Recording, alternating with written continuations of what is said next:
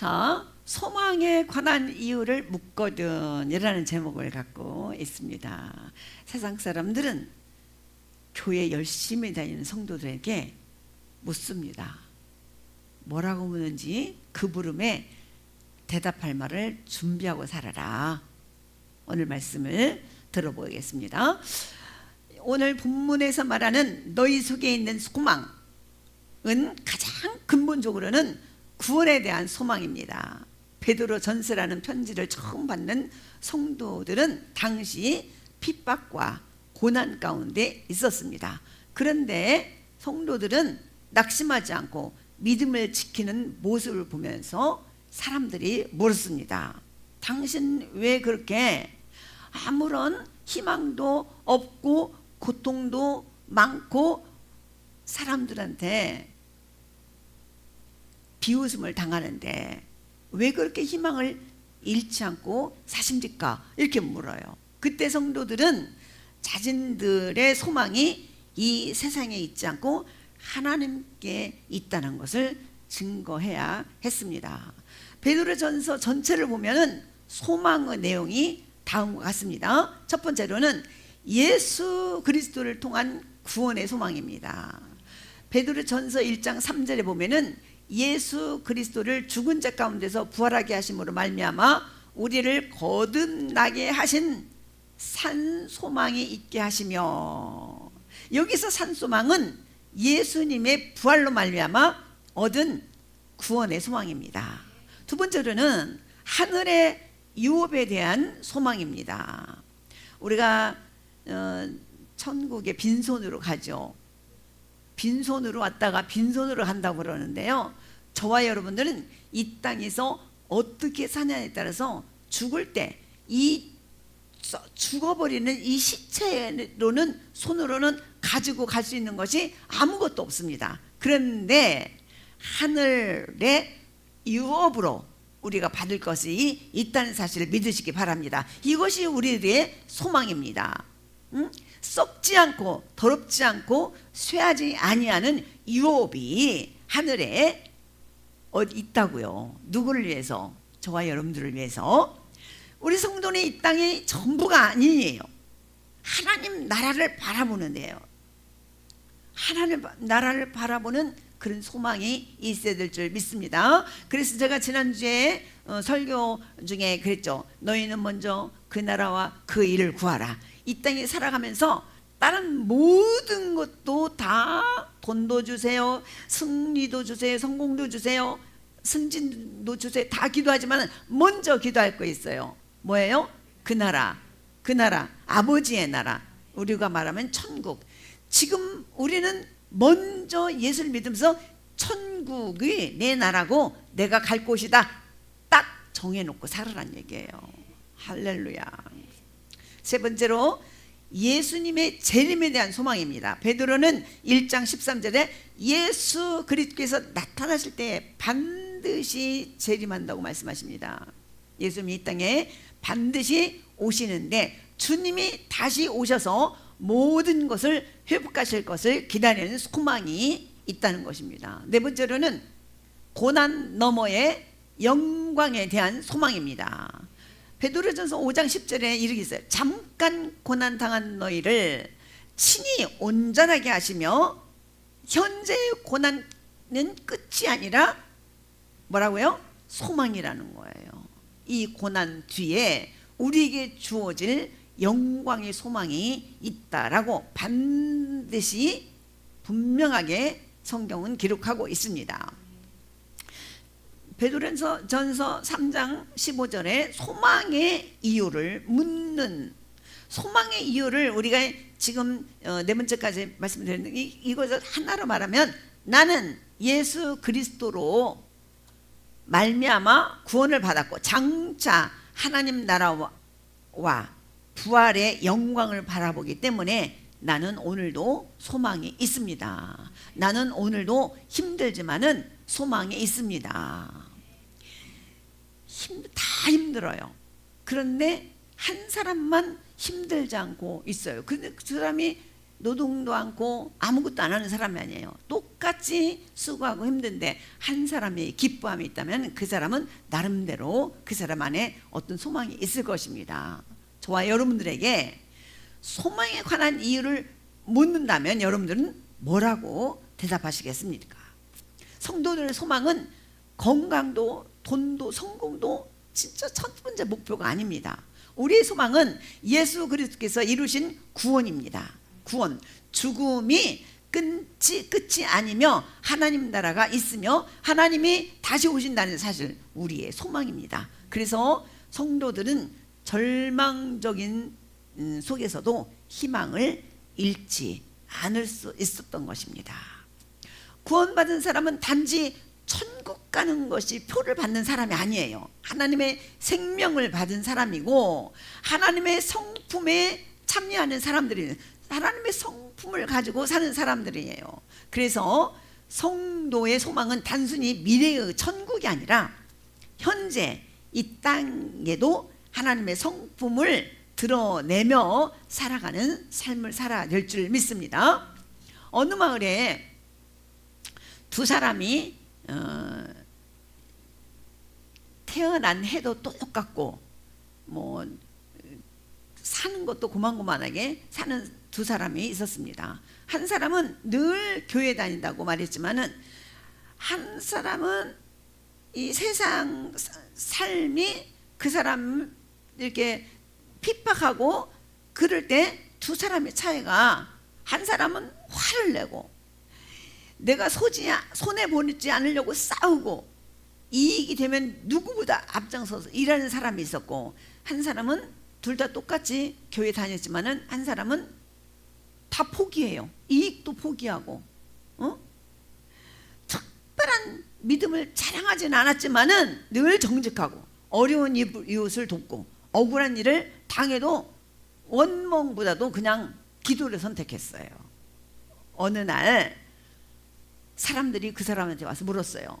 당신은 왜 그렇게 바보처럼 삽니까?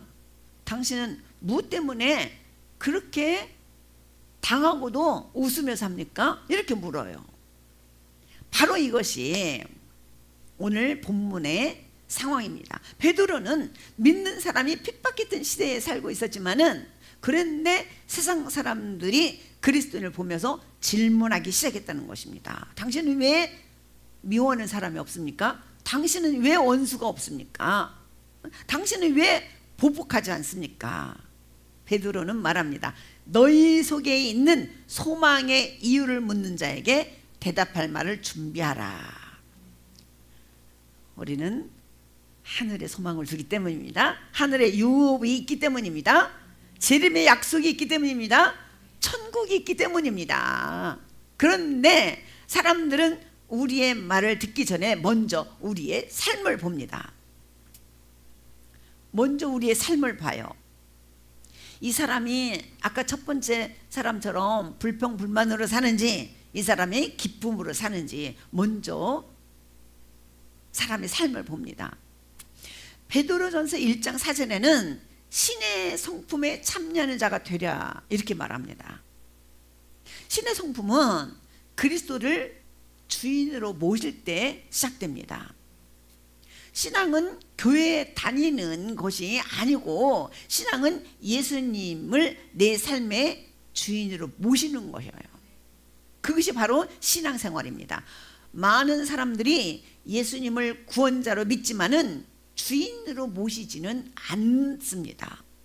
주인은 명령하는 분이고 종은 순종하는 사람입니다.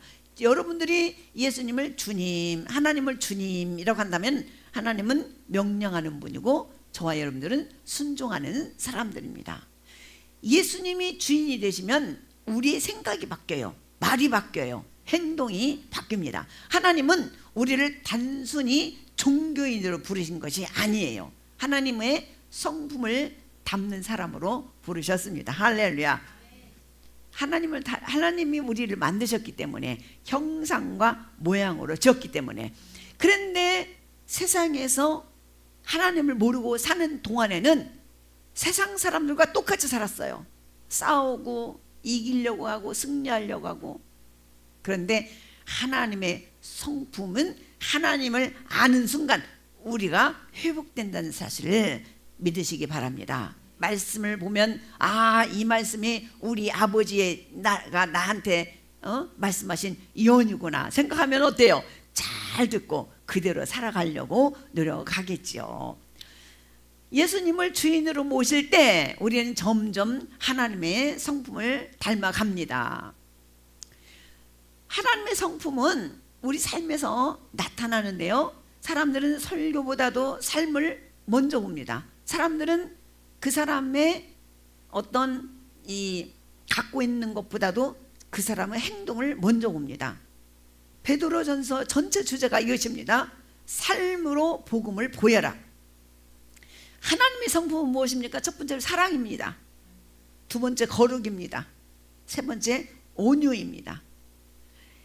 오늘 베드로가 15절에도 너희가 하늘에 관한 소망을 묻는 자에게 대답할 건데 어떻게 하냐면 두렵고 온유와 두려움으로 하라 그랬어요.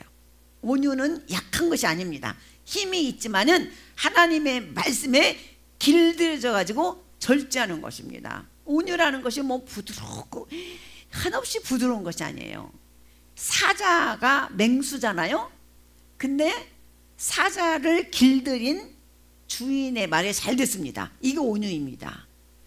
모세가 왕궁에서 태어나가지고 세상에서 살아갈 때는 혈기도 있고 사람도 쳐 죽일 정도로 이 힘이 있는 사람이었습니다. 그런데 하나님께서 마지막에 사용할 때 온유함이 모세보다 승한 사람이 없다. 자, 모세가 평생 하나님 당신은 누구십니까? 하나님을 찾으면서 하나님께 드디어 길들여졌다는 거예요. 하나님께 길들여진 모세가 하나님이 사용할 수 있는 단계가 됐다는 거예요. 사랑하는 성도 여러분, 온유라는 것이 밖에서 분수처럼 한없이 부드러운 것이 아니라 어떻게 해요? 하나님 앞에 잘 길들여진 사람이 온유한 거예요. 그래서 이 온유와 부드러움으로 하라. 어떻게? 막 악을 쓰면서 나는 하나님의 사람이야 이렇게 악 쓰는 것이 아니라 정말로 하나님 앞에 말씀에 길들이는 것처럼 나는 하나님 두려워서 그런 거 못합니다. 나는 하나님 믿는 사람이기 때문에 이 자리에 앉을 수 없습니다. 오만한 자리에 만나도 나는 하나님의 말씀 때문에 그 자리에 앉을 수가 없습니다. 이렇게 말할 줄 알아야 되는. 자, 그 다음에 뭐냐면 자비예요. 하나님의 성품은 자비가 없으면 성품이라고 할 수 없어요. 하나님은 우리를 긍휼히 여기셨습니다. 그러므로 우리도 다른 사람을 허물을 덮어줄 줄 알고 긍휼히 여길 줄 알아야 됩니다. 하나님의 성품은 말이 아니라 이 행함과 그 사람 성품에서 드러나야 되는 줄 믿습니다. 그 다음에 하나님의 성품을 가진 자는 세상에 나로서 소망을 보여줍니다. 바울이 너희는 뭐라고 그랬어요? 그리스도의 향기라, 너희는 그리스도의 편지라. 나에게서 예수 냄새가 나야 되고 나에게서 예수님의 말씀이 읽혀야 될 줄 믿습니다. 본문에는 매우 중요한 사실을 말합니다. 너희 속에 있는 소망에 관한 이유를 묻는 자. 왜 사람들이 묻습니까? 저 사람 삶이 다르기 때문이에요. 왜 사람들이 물어요? 저 사람의 행하는 것이 틀려요. 아니, 저 사람이 큰 부자도 아닌데 왜 이렇게 사람을 도와줘? 다르기 때문에 사람들은 이해할 수 없기 때문에 묻습니다. 죽음 앞에서 소망을 잃지 않았던 초대교회 성도들, 세상 사람들은 이해할 수 없었습니다. 그래서 물었습니다. 당신은 왜 그렇게 삽니까? 신사참배를 거부했던 누구요? 주기철 목사. 응? 주기철 목사님은 하나님만 예배의 대상이다. 그래서 신사참배를 반대했어요. 응? 주기철 목사님 한번 띄워봐 주셨어요? 이 주기철 목사님, 참 이 목사님은 정말로 일제시대 때 신사참배를 하라 했지만은 안 했어요. 결국은 어떻게 됐습니까? 순교했습니다. 이 주기철 목사님은 신앙을 타협하는 대상이 아니라고 그랬습니다. 주기철 목사님은 교회를 지키려는 사람이 아니라 믿음을 지키려는 사람이었습니다. 그는 목숨을 잃었지만 그 사람에게 믿음은 잃지 않았습니다. 생명은 버렸지만 예배를 버리지 않았던 주기철 목사님, 우리 기독교인이라면 후손 대대에 알려져야 할 사람인 줄 믿습니다. 다음에 사랑의 원자탄이라고 말한 손양원 목사님이 있어요. 이 사람은 또 어떤 사람입니까? 손양원 목사님. 이 목사님 자기 두 아들을 잃었습니다.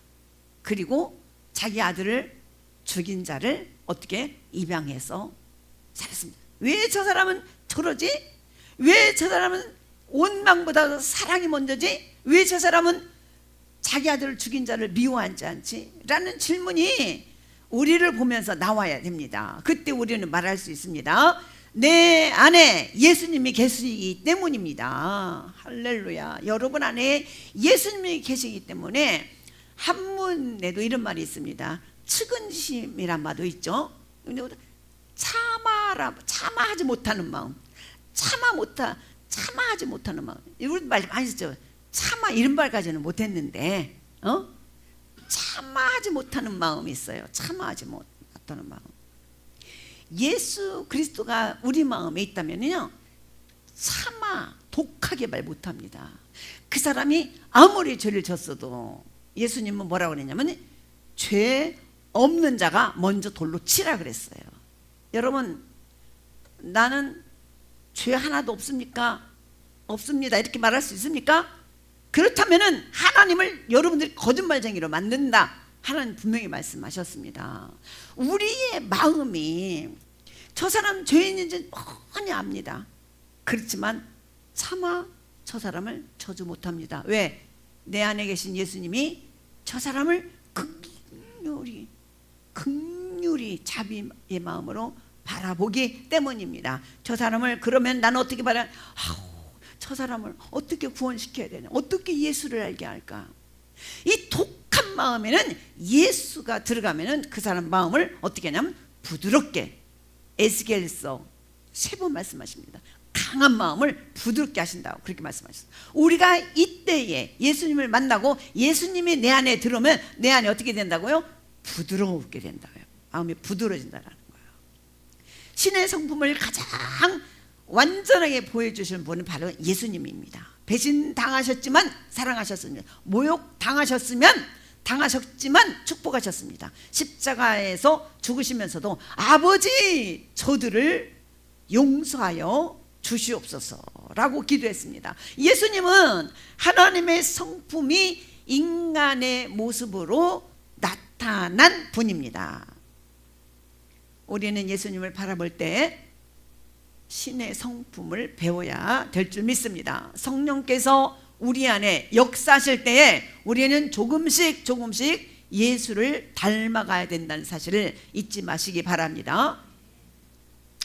사람은 누구나 소망이 가지고 살아가죠. 농부는 가을에 수확을 소망하며 씨를 뿌립니다. 학생은 미래에 나를 바라보며 소망하고 공부합니다.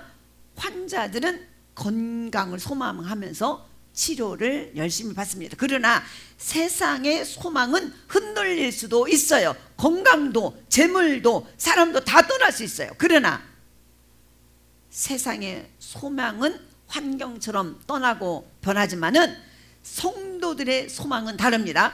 성도의 소망은 환경이 아니라 뿌리를 어디에 두고 있냐? 하나님께 뿌리를 두고 있다는 사실을 잊지 마시기 바랍니다. 베드로 전서가 기록될 당시 성도들은 핍박을 받고 있었습니다. 직장을 잃고 재산을 빼앗기고 조롱을 당했습니다. 그런데도 그들은 무너지지 않았습니다. 그래서 우리 새생명의 교회 성도들도 이 말씀이 뼛속 깊이 교훈이 되어서 사람들이 새생명의 교회 성도들은 달라. 왜 그러지? 자, 첫 번째로는 저와 여러분들의 소망은 살아계신 예수님께 있기 때문입니다. 할렐루야. 우리를 거듭나게 하시고 우리를 산소망에 갖게 하신 분이 바로 예수님이라고 베드로는 그렇게 소개하고 있습니다. 베드로가 누굽니까? 예수님을 3번 부인했어요. 또 십자가 앞에서 도망쳤어요. 그러나 부활하신 예수님을 만난 후에 완전히 달라졌습니다. 왜입니까? 예수님이 살아났기 때문입니다. 우리가 달라져야 할 이유가 뭡니까? 살아계신 예수님이 저와 여러분 안에 계시기 때문입니다. 제가 지난번에도 했지만 어떤 분이 간증할 때 자기가 예수를 믿게 될 때 십자가에 대해서 그렇게 많이 들었는데 어떤 강사님이 그렇게 질문하대요. 여러분, 십자가가 예수님 돌아가실 때 몇 개 서 있습니까? 서 있었습니까? 그렇게 물었대요. 그러니까 몇 개 서 있어요? 3개예요. 그렇게 대답했대요. 그러면 이 3개가 서 있는데 이 셋 중에 예수님의 십자가는 어떤 겁니까? 묻더라는 거예요. 그러니까 가운데 거예요. 대답했대요. 그래요? 그러면 이 십자가를 섞으면은 어떤 게 예수님의 십자가입니까? 이렇게 물었다는 거예요. 대답할 말이 없어요. 대답할 말이 없어요. 분명히 성경에 왼쪽에 강도와 오른쪽에 강도가 있었다는데, 그럼 가운데 거가 분명히 예수님 십자가인데, 어떻게 섞어버렸다는 거예요. 그래서 우리는 십자가만 보고 구원을 얻을 수 없다는 것입니다. 이 십자가는 다 그 십자가에 죽은 사람 무덤에 있습니다. 예수님의 무덤에 있습니까? 없습니다. 없습니다. 왜냐하면 부활했기 때문에. 그래서 우리는 십자가가 아주 그 보혈의 피가 우리를 구원하는 피입니다. 근데 우리를 구원해놓고 예수님이 딱 돌아가셔갖고 부활을 안 했어. 그럼 우리가 믿을 것이 못 됩니다. 그냥 감사하네 하고 내 마음대로 살면 됩니다. 그런데 예수님이 부활하시고, 돌아가시고 부활하시고 하늘에 승천하셨습니다. 저와 여러분들에게 보여주시기 위해서 부활의 첫 번째 열매가 되신 분이 바로 예수님인 줄 믿으시기 바랍니다. 무덤이 예수님을 붙잡아 두지 못했습니다. 죽음이 끝이 아니라는 사실을 우리에게 알려주시기 위해서입니다. 그래서 성도의 소망은 단순히 낙관주의가 아니에요. 편하게 내가 화 안 내고 살면 되지, 이 낙관주의가 아닙니다. 예수님의 부활이라는 역사적인 사실 위에서 세워진 소망이라는 사실을 잊지 마시기 바랍니다. 우리가 힘든 일을 만나도 소망을 잃지 않는 이유, 살아계신 주님이 우리와 날마다 함께 하기 때문입니다. 또 성도의 소망은 하나님의 약속이기 때문입니다. 아브라함이 75세에 부름을 받았습니다. 너의 후손이 별처럼, 하늘의 별처럼 땅의 모래처럼 죽였다 했는데 100살이 먹어도 후손이 없어요. 여러분, 저라면 포기할 만도 하고 저라면 안 믿을 거예요. 그런데 아브라함은 끝까지 믿었습니다. 결국은 저와 여러분들이 아브라함의 후손이 되었음을 믿습니다. 저와 여러분의 영적인 아브라함의 후손이 된 겁니다. 아브라함은 하나님의 약속을 붙들었습니다. 사람의 현실보다도 하나님의 말씀을 더 신뢰하기 때문이었습니다. 자, 우리도 마찬가지입니다. 세상은 변하지만 하나님의 약속은 변하지 않습니다. 하나님의 약속은 변하지 않기 때문에 그 약속을 믿으려면 어떻게 해야 됩니까? 말씀을 봐야 됩니다. 말씀을 들어야 됩니다. 그래서 성도는 현실이 아니라 약속을 바라보며 살아가야 됩니다. 눈에 보이는 상황은 절망스러워도 말씀은 여전히 우리에게 소망을 말합니다. 그 다음에 성도의 소망은 고난 너머에 뭐가 있냐면 영광이 있다는 거예요. 영광이 있다는 거예요. 할렐루야. 베드로는 평생 고난을 경험했어요. 옥에도 갇혔고 매를 맞았고 생명의 위험도 받았습니다. 그럼에도 이 베드로 낙심하지 않았어요. 그리고 당시 초대교회 성도들에게 낙심하지 말고 하늘에 소망을 두라. 왜? 고난의 끝이 아니야. 이렇게 말해주는 거예요. 예수님도 십자가를 지나 부활로 가셨습니다. 봄이 오기 전에 겨울이 있듯이 봄이 지나가야만 봄이 오기 전에 겨울이 있어야만 봄이 옵니다. 여러분도 마찬가지입니다. 영광 전에 고난이 있습니다. 여러분, 자이든 타이든 어떤 고난이 있다 할지라도 실망하지 마십시오. 예수 이름으로 견디시고 예수 이름으로 승리하시기 바랍니다. 성도는 현재를 바라는 사람이 아니고 하나님께서 준비하신 영원한 나라를 바라보는 것입니다.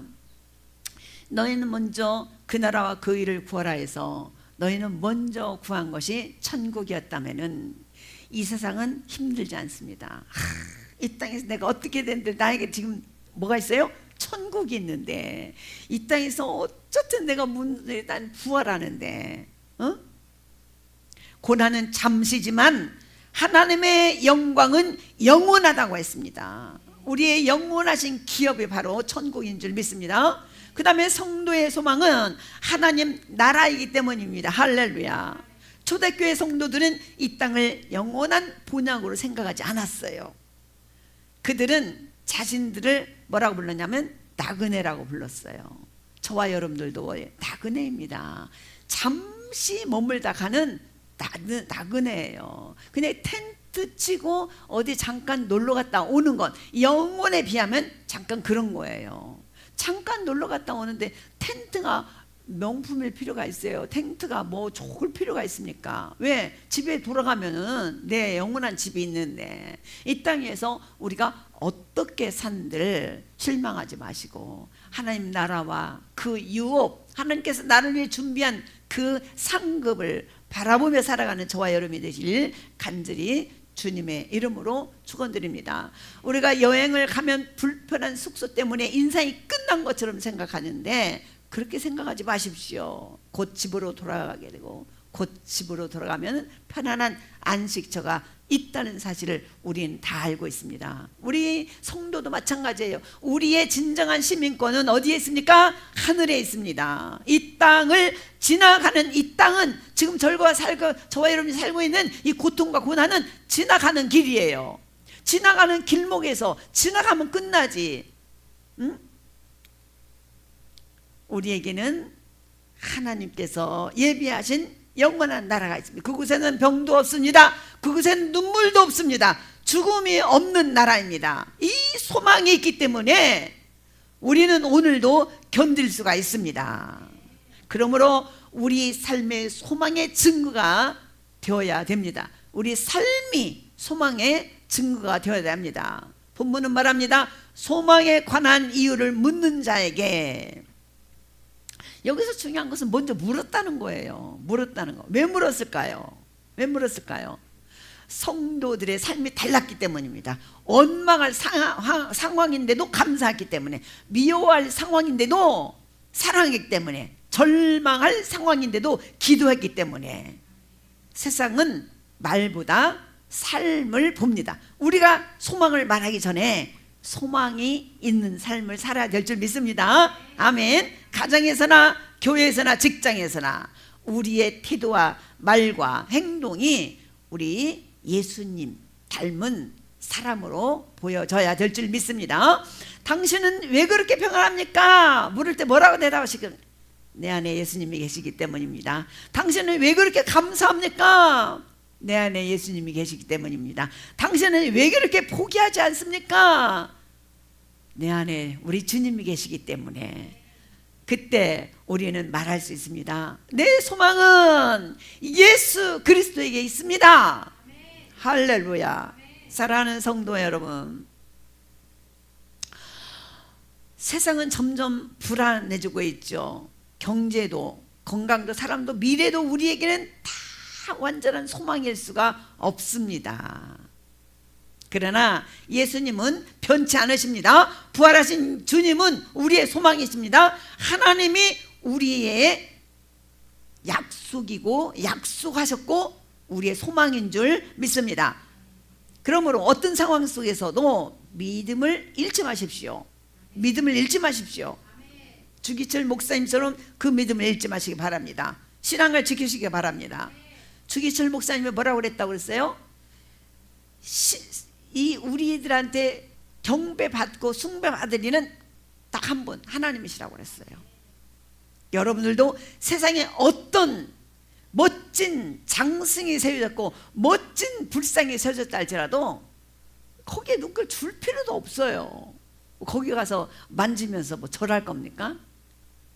또 이 세상에 아무리 이 지나가는 길에 십자가이든 금덩어리로 세워졌든 이정표이든 아무리 저처럼 이쁜 목사이건 어때요? 그 앞에 머물러서는 안 됩니다. 할렐루야. 목사도 금덩어리 이정표도 다 하나님 나라를 비추는 뭐예요? 사인. 그 이정표라고도 사인이라고도 표말, 표대. 사인이에요. 아니 사인이 금덩어리 되어 있으니까 그 앞에 머물러야 되나요? 아니에요. 이 세상 사람들은 정말 모르는 사람이 있어요. 어느 목사님 앞에 머물러 가지고 더 이상 신앙으로 나가려고 하진 않아. 그건 절대 안 됩니다. 목사는 사인이에요. 하나님 나라를 가리키는 방향 사인이에요. 그리고 여러분들이 삶을 보고 세상 사람들로 묻게 하시기 바랍니다. 아니 어떻게 이렇게 직장 초년생인데도 상사들이 이거 하라 저거 하는데 그렇게 겸손하게 잘 듣습니까? 나는 예수 믿는 사람이기 때문입니다. 내 소망은 하늘에 있기 때문입니다. 이렇게 대답하는 저와 여러분이 되길 간절히 주님의 이름으로 축원드립니다. 우리 왜 그렇게 소망이 있냐고 이렇게 물을 수도 있어요. 내 소망은 살아계신 예수 그리스도입니다. 내 능력은 살아계신 예수 그리스도의 그 이름에서 나오는 능력이라는 사실을 세상 사람들에게 잘 보여주시기 바랍니다.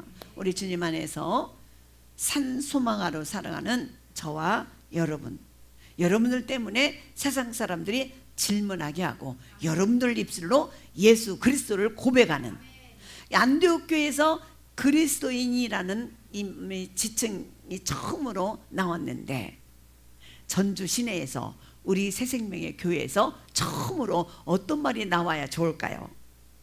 나는 내 산 소망은 예수 그리스도. 당신도 예수 믿으시기 바랍니다. 이렇게 전도하는 저와 여러분이 되게 간절히 주님으로 축원드립니다.